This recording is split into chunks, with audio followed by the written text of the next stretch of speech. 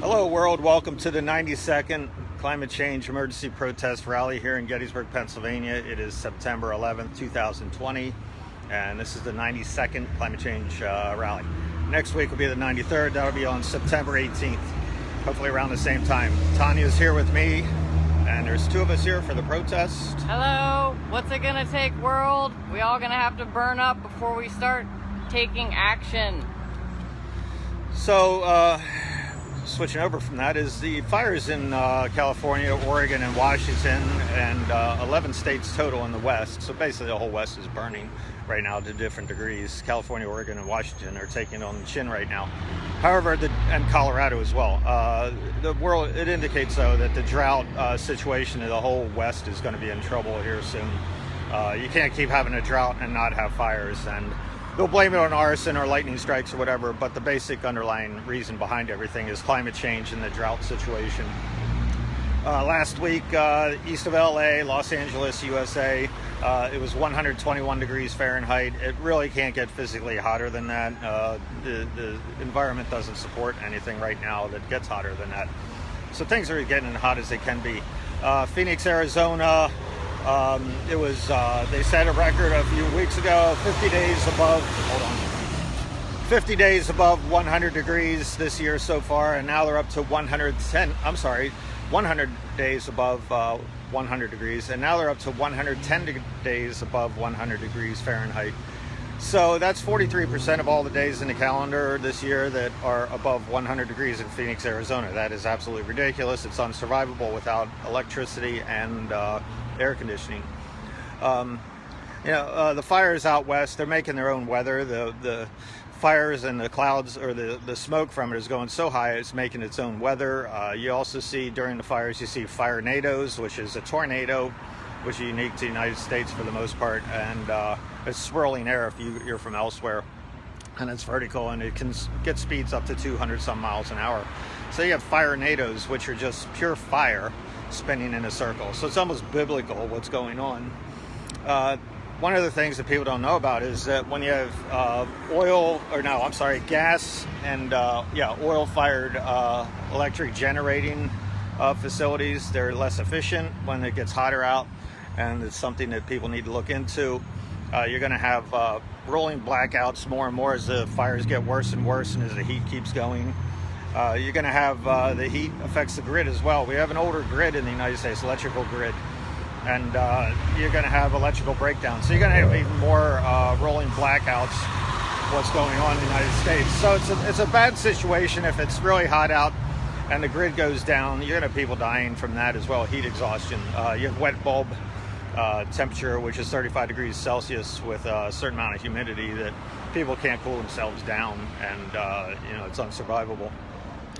Higher temperatures, of course, leads to more air conditioning required. Airplanes, which is another interesting fact, they can't take off as well in the heat, so they need even longer runways to take off, and probably to land as well. They can't generate the lift underneath the wings. So where are we going with all this? Well, you have the Arctic fires going on right now up in the Arctic and Siberia, which are setting the peat, the taiga on fire. It reached 100 degrees this year in Siberia, which is unheard of. You have the Amazon, which is burning. They're at a 10-year high for fires, and right now it's even, it's just a horrible situation there, and their fires are probably much worse than California and Oregon because it's a large area, but the indigenous population doesn't even exactly have communication ability. So eventually that's going to become the Amazon desert. It's going to become a savanna eventually, and then because once the trees start dying, then more trees start dying, and more trees, it's a feedback loop. So you're going to end up with an Amazon desert. Hey, John. So also Europe, you're having, which will become largely uninhabitable through floods and heat, and southern Europe especially will become uninhabitable. And then England, which relies on, or most of their weather comes from the Arctic, will be totally in flux and changing from how they had been. Asia, you have reliance on the Himalayan glaciers, and with the melting of that, you're changing the dynamics of the rivers there. So, man, it is truck alley here today. Sorry. You're going to have the dynamics changing with the rivers affecting millions of people, and So you're going to have a water issue, which also is a crop issue as well. Africa, you have the Sahara Desert, which is expanding. Eventually, they too will become a desert for the most part, except for a few rainforests. Australia right now, New South Wales is under 90% drought conditions, 90% in New South Wales. That's around where Sydney, Australia is. So it's the southeast corner of Australia. So they're due for fires again, the whole situation. The fires that happened last year are going to happen again down in Australia, I predict. America, of course, we're burning down in the west, and eventually that becomes a desert. We're lucky so far that the Appalachians haven't gone in. Appalachian Mountains, which is a set of mountains along the spine of the eastern seaboard of the United States for 2,000 miles. And we're lucky so far that it hasn't gone in extreme drought. Up in Maine area, it is still in drought. But we're lucky the Appalachians haven't caught fire, and eventually probably they will once the heat increases here. So you have firefighters, an interesting sidebar is, man, it's unbelievable, all these trucks. You have an interesting situation where the prisoners in the United States, we've eliminated slavery in the United States, except the 13th Amendment to the Constitution states that there is no slavery except if you're in prison. So we're using prisoners as slaves in the United States, which is a whole political issue going on, and it won't be addressed by certain people running for president, but prisoners can be used as slaves, and they asked to volunteer for $1 a day as firefighters to fight the fires in California. An interesting sidebar on that is that they're not, once they're discharged from prison, they're not allowed to apply as firefighters. So you got all these people with firefighting skills, and in California, they're not allowed to apply as firefighters, which is absolutely insane. I don't understand it.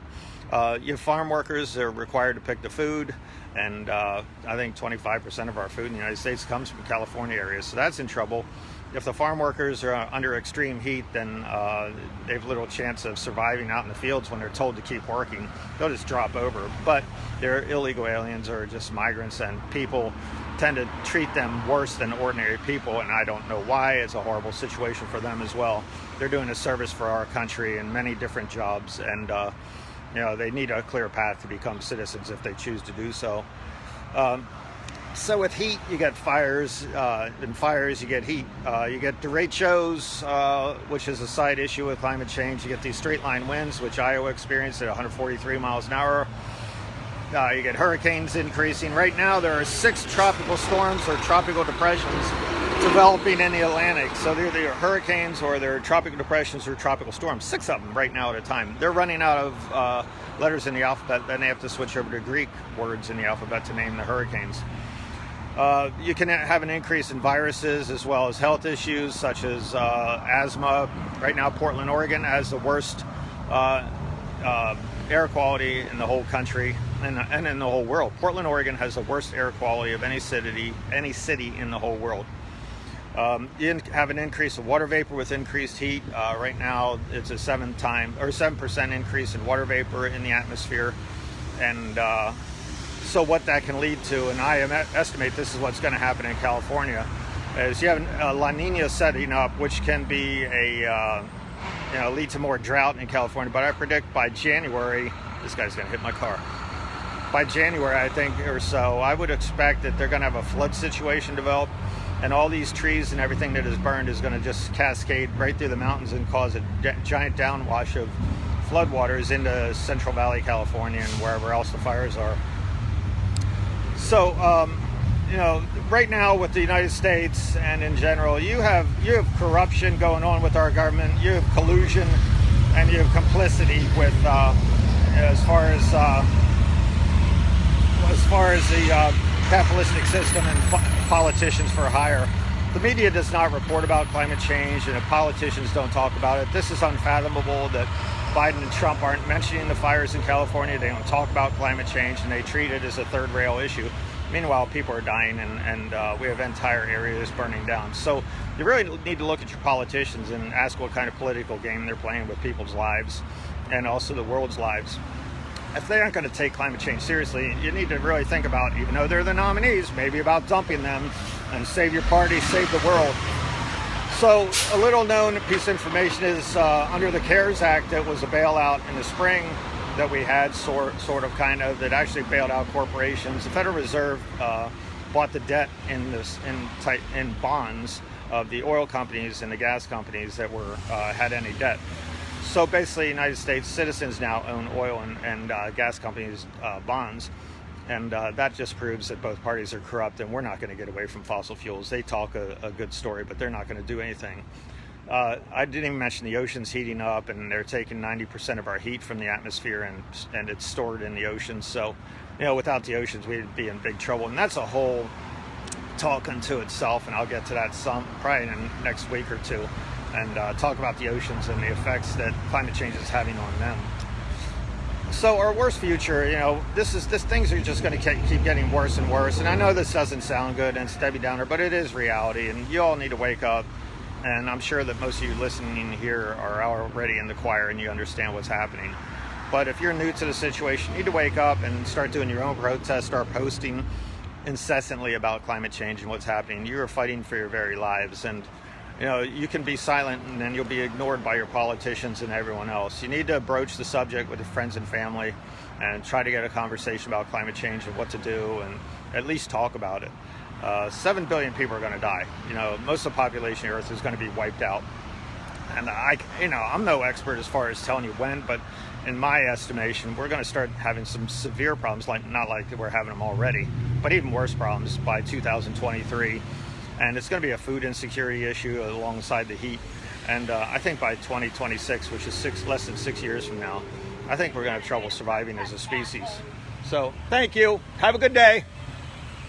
So people called us assholes. So, this is what we're going to be dealing with, Republicans that are yelling stuff at us. For some reason, they think it's a political issue. And so, it's going to get very dangerous around election time, and I don't anticipate for my 100th broadcast, which is 3 days after the election, no matter which way it goes, that I'm going to be out here on the square. I anticipate some extreme violence and, probably put our lives in danger by being out here, and it's not a good idea to be out here at all. So, it comes down to a point of self-defense, and is it really worth it that, half the population, or in this county, 3/4 of the population are a bunch of idiots that don't pay attention to what's happening with climate change, and they think it's a political issue.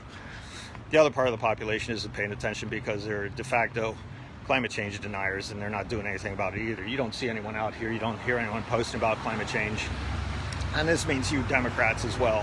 So the Republicans aren't the only ones that have the high ground or the low ground as far as climate change goes. You guys aren't doing anything, and you need to get out. So now, for what I recommend you need to study, if you choose to, on YouTube and Facebook. I have my website and Tanya's website on here, Jim McHenry. It has 92 videos so far of climate change, and it has a lot of information on it. Also, the website itself has tons of news as to what's happening. You have Environmental Coffee House on YouTube and Facebook. You have Extinction Rebellion, which is the group out of England and around the world now, and they're really good. You have Paul Beckwith, Peter Carter, Peter Wadhams, Roger Hallam with Extinction Rebellion, who's also independent now. You have Sam Carana, C-A-R-A-N-A, sorry. I misspelled that last time. And Patrick McNulty on Facebook as well. Sam Carana's on Facebook. So number 93 will be on September 18th. Hopefully we won't get shot or killed today being out here protesting, because it's starting to get more and more hostile in Gettysburg, Pennsylvania. It's sad to see because, what's happening as far as people responding and not being good about, having an open discussion. And they're going to die, just like we have a shot at dying as well with climate change. So people aren't seeing it in their own best interest to... they're gonna win the initial argument because they like to yell a lot, but they don't have any scientific facts. And basically, it's coming to a head that our lives are in jeopardy by being out here, and it's not fun. I don't enjoy it. And if you do choose to come out here and protest with yourself or anyone else, make sure you have several people with you and you have your camera going. It's not a safe situation here in Gettysburg, Pennsylvania, USA. And it's sad to see, and we have people carrying guns and stuff in the streets at times, and it's not a good situation. So anyways, hang in there, and I'm not happy with what's happening, and it's very disconcerting, especially when my wife is out here and I have to worry about her as well. All right, I'll see you next week. That'll be September 18th for broadcast number 93. Bye.